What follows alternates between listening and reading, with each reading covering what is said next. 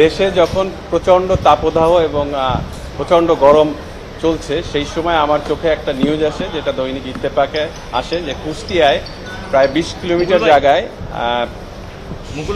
সামাজিক বনায়নের নামে তারা 10 বছর আগে গাছ লাগিয়েছিল এবং সেই গাছ তারা পর্যায়ক্রমে কাটছে। তার মধ্যে গত বছর অর্থাৎ 2023 সালে তারা প্রায় 10,000 গাছ কেটেছে। তার পরিপ্রেক্ষিতে ওখানে কোনো গাছ লাগানো হয় নাই। এছাড়া এই বছর তারা আবার ওই রোডেই 3,000 গাছ কাটার জন্য তারা প্রাথমিকভাবে দরপত্র আহ্বান করে এবং গাছ কাটার পরিকল্পনা করে, যেটা নিউজে আসার পরে প্রচণ্ডভাবে সামাজিক যোগাযোগ মাধ্যমে সেটা প্রতিক্রিয়া হয় এবং তার পরের দিনই তারা এই গাছ কাটা বন্ধ করে। তো আমার আজকে হাম্বেল সাবমিশন ছিল কোর্টের কাছে যে আমাদের দেশে কোনো ধরনের গাছ কাটার কোনো নীতিমালা নাই, অর্থাৎ গাছ কাটা এবং গাছ লাগানোর ক্ষেত্রে। আমরা যদি ফিনল্যান্ডে দেখি, যেখানে পরিবেশ বান্ধব অর্থাৎ পৃথিবীর সবচেয়ে সুন্দর জলবায়ু, সেই দেশে একটি গাছ যদি কেউ কাটে তার পরিবর্তে 3টি গাছ লাগাতে হয়।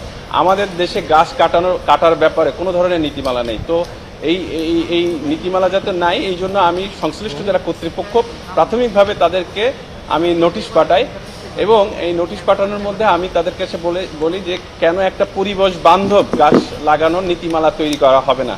সাথে সাথে প্রথম আলোতে প্রকাশিত হিট ওয়েভ নিয়ে একটা নিউজ প্রকাশিত হয়, যেটাতে দেখা যায় যে আমাদের ঢাকা শহরে অর্থাৎ মেট্রোপলিটন এরিয়ার মধ্যে কোন কোন জায়গায় প্রচণ্ড তাপদাহ আছে। তো সেই জায়গাগুলা তারা ফাইন্ড আউট করে তাপদাহ কি এগুলা দেখানো হয়েছে, কিন্তু তার পরিবর্তে তারা কোনো ধরনের ব্যবস্থা নেন নাই।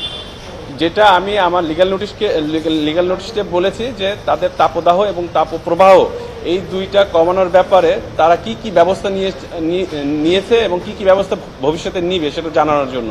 তো এই সার্বিক দিক থেকে আমি তাদেরকে প্রথম লিগ্যাল নোটিশ পাঠাই, সেই লিগ্যাল নোটিশে তারা কোনো ধরনের কোনো ভ্রুক্ষেপ করে না, যার পরিপ্রেক্ষিতে আমি আজকে মহামান্য কোর্টে রিট ফাইল করি এবং রিটটা শুনানি অন্তে কোর্ট কর্তৃপক্ষের নিষ্ক্রিয়তাকে কেন অবৈধ ঘোষণা করা হবে না জানতে চেয়ে রুল জারি করেছেন। কর্তৃপক্ষের নিষ্ক্রিয়তা এখানে দুইটা ক্ষেত্রে, একটি হচ্ছে যে